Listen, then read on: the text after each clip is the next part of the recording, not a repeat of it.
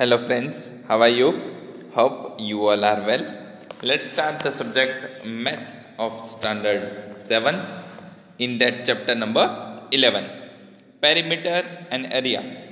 Dear students, in previous standard we learn about that and we do these types of sum about the perimeter and area. Okay, so just revise it, recall it.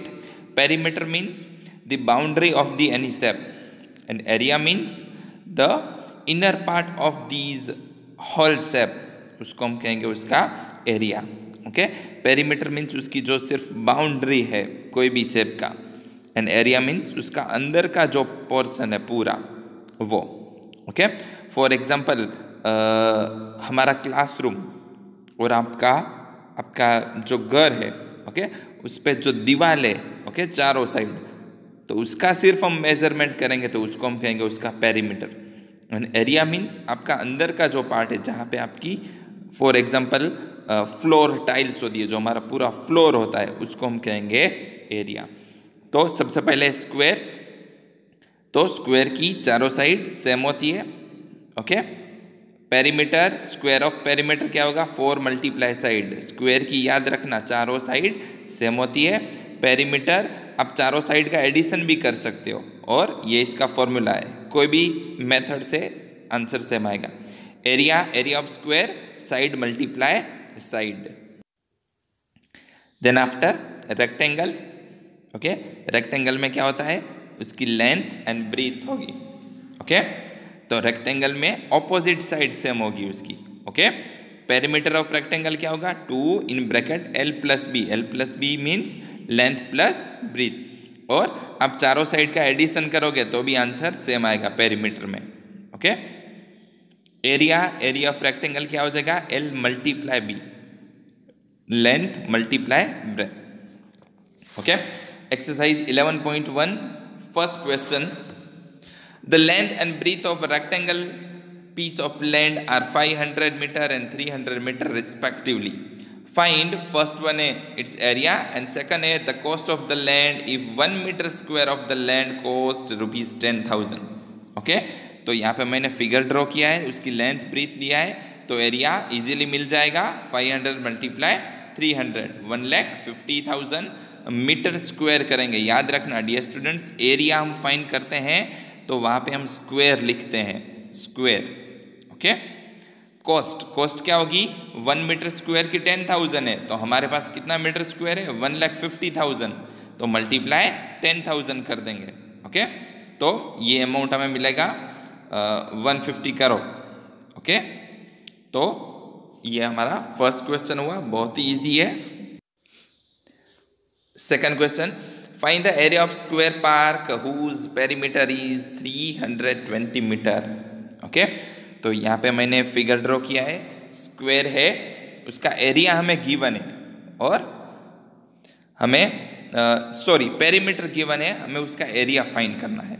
Okay, 320 perimeter है तो वो formula use करेंगे. Perimeter क्या होगा, 4 multiply side, तो perimeter 320 है, 4, तो side हमें मिल जाएगा 320 डिवाइड बाय 4.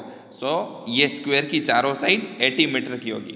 अब हमें उसका एरिया फाइंड करना है, तो एरिया का फॉर्मूला है साइड मल्टीप्लाई साइड.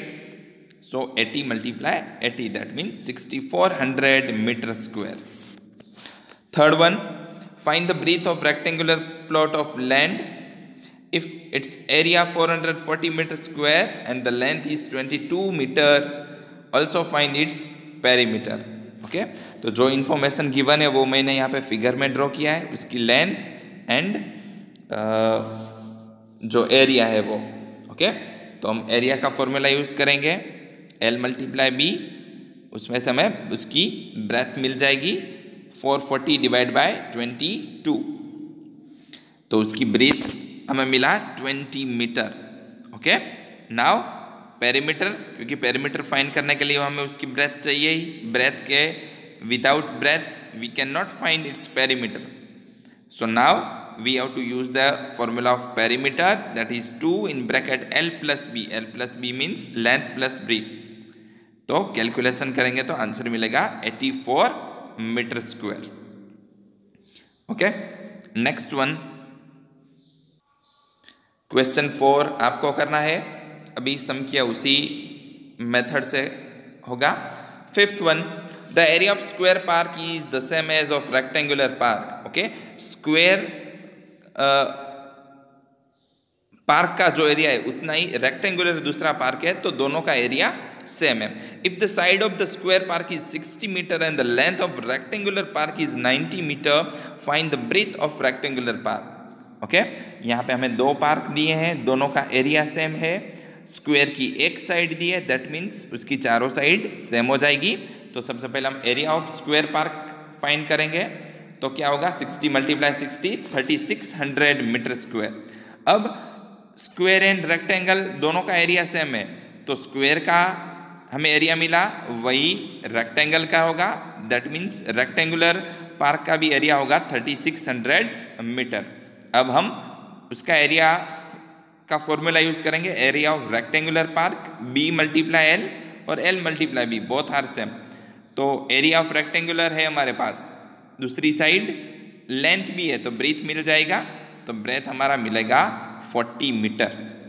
ओके, बहुत ही ईजी है।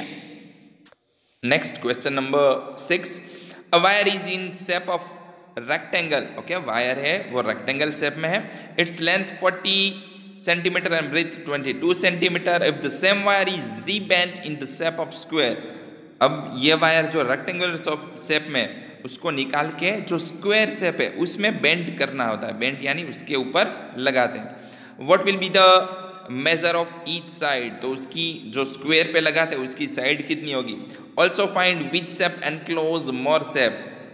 ओके, वो भी फाइंड करना है, मोर एरिया, कि रेक्टेंगल और स्क्वायर दोनों में से ज्यादा एरिया किसका है। तो यहाँ पर मैंने फिगर ड्रॉ आउट किया है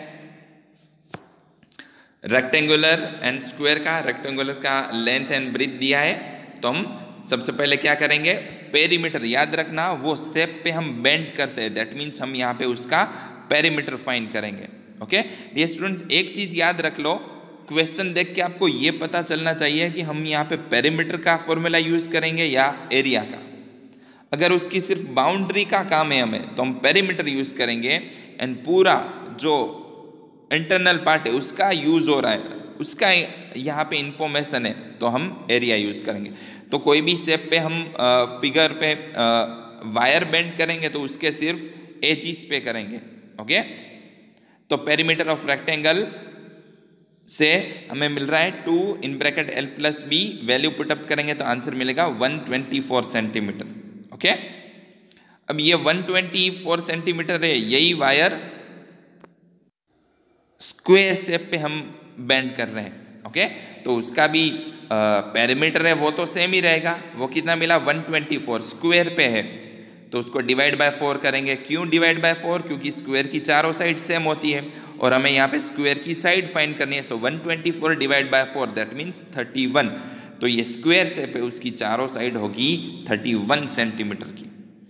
नाउ अब हमें एरिया भी बताना है कि कौन सा शेप ज़्यादा एरिया है वो एनक्लोज करता है, तो उसके लिए हम रेक्टेंगल एंड स्क्वायर दोनों का एरिया फाइंड करेंगे। तो area of rectangle L × B that means 40 × 22, so answer मिलेगा 880 centimetre square, and area of square हो जाएगा 31 × 31 दैट मीन्स 961। तो दोनों में से किसका एरिया ज़्यादा है, रेक्टेंगल या square? Obviously square. So we can say that square enclose the more area. Now 7th question आपको करना है, at a door of length हमें दिया है and the length of wall, okay? एक वॉल है उसके ऊपर डोर है, दोनों का हमें लेंथ दिया है, तो उसका हमें कॉस्ट फाइंड करना है। तो आप देख सकते हो यहाँ पे मैंने फिगर में ड्रॉ किया है, पहले वॉल एंड उस पर डोर है। तो डियर स्टूडेंट्स, उस पर कलर का हमें कॉस्ट फाइंड करना है, तो कलर कहाँ पे होगा, डोर है उस पर तो हम कलर करेंगे नहीं, तो रिमेनिंग जो वॉल है हमें पहले उसका एरिया फाइंड करना है, फिर जो कॉस्ट दिया है उसका हम यूज करेंगे। क्लियर? जो आप देख रहे हो पहले वॉल है, बीच में रेक्टेंगुलर शेप का डोर है, तो हम क्या करेंगे, रेक्टेंगुलर शेप का एरिया फाइंड करेंगे, फिर डोर का, दोनों का सब्ट्रैक्शन करेंगे, तो ये जो रिमेनिंग पार्ट है वॉल वो मिल जाएगा, उस पर हमें कलर करना है, तो उसकी कॉस्ट हमें फाइंड करनी है। तो एरिया ऑफ वॉल मिलेगा L multiply B, 4.5 multiply 3.6, 16.2 metre square.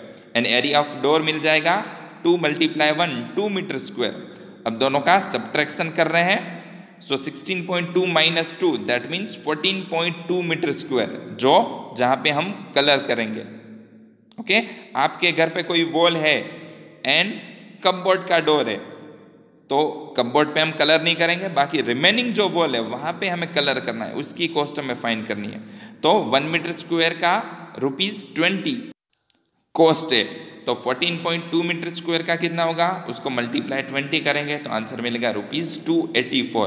That means जो ये वॉल है उस पर कलर करने का कॉस्ट हो जाएगा ₹284। ओके, आज हम यहाँ तक कर रहे हैं। ये सब सम आपको नोटबुक में करने हैं, आपकी तरह प्रैक्टिस करके समझकर ये सम करने हैं। ओके, तो बहुत ही इजीली कर पाओगे, बहुत ही इजी है। सिर्फ एरिया एंड पेरीमीटर का कंसेप्ट आपको पता होना चाहिए। Thank you.